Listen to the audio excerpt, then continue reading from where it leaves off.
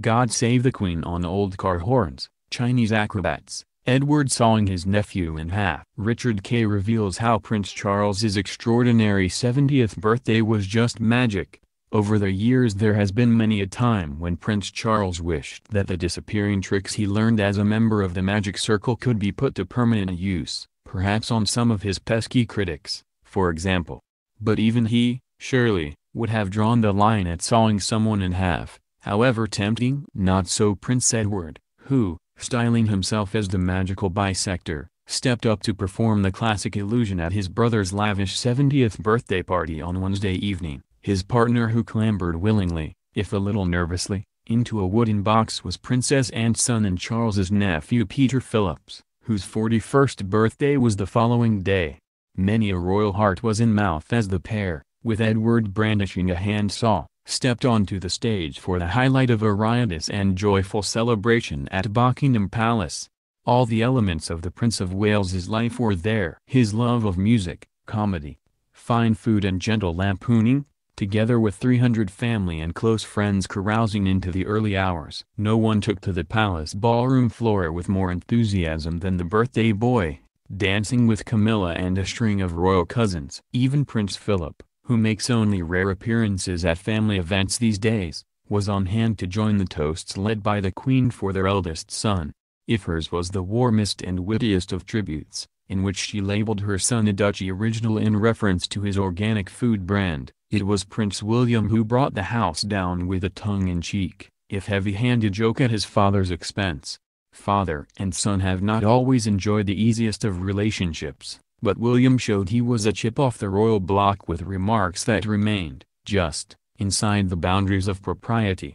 His speech, complete with theatrical pauses, began with him saying, "Let me tell you all the things my father hates. Red squirrels, the environment, traditional architecture." Warming to his theme, he listed the Prince of Wales' subsidiary titles he will one day inherit. Then, in a reference to his contribution to last week's TV documentary about Charles, he added the heartfelt, if jokey, plea that one day his father's sausage fingers will stop writing letters in order to spend more time with his grandchildren. For good measure, William threw in a final joke about breaking news on one of the prince's most cherished possessions, his country house in Gloucestershire. Highgrove, William declared, is being turned into an NCP car park. In fact, the Duke of Cambridge was just the warm-up act. Singer and actor Gary Wilmot, 64, who rose to fame as a contestant on ITV talent show New Faces in the 1970s, sang his song in which he named Czech's famous stations on the tube map to the traditional can-can tune. There was more musical entertainment from tenor Alfie Boe, U.S. soprano Renee Fleming, who sang O Mio Bobbino Caro, and royal favorite Jools Holland, who performed 3 songs.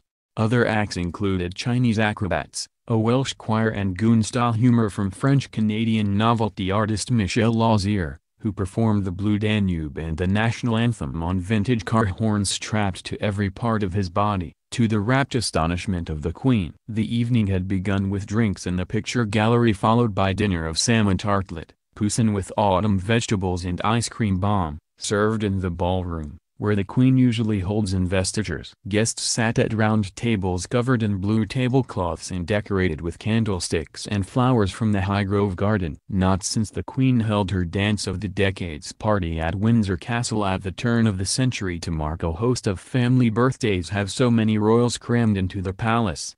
Apart from the immediate royal family members, most of the crowned heads of Europe and beyond were there, some familiar, others less so. The larger-than-life Prince Albert of Monaco, for example, and the rarely seen King Simeon of Bulgaria. Leading the glamour stakes were the Australian-born Princess Mary of Denmark, Princess Tatiana of Greece and Queen Rania of Jordan. Stars of stage and screen included Dame Maggie Smith, Dame Judi Dench, Sir Tom Stoppard, and Joanna David, whose husband Edward Fox played Charles' great-uncle in the 1978 TV drama Edward and Mrs. Simpson. Guests from the younger generation included members of William and Harry's circle, such as Charlie and Daisy Van Straw Benzie, and Hugh and Rose Van Cutsum. The party was overseen with absolute precision by the Duchess of Cornwall, whose ex-husband Brigadier Andrew Parker Bowles was also invited.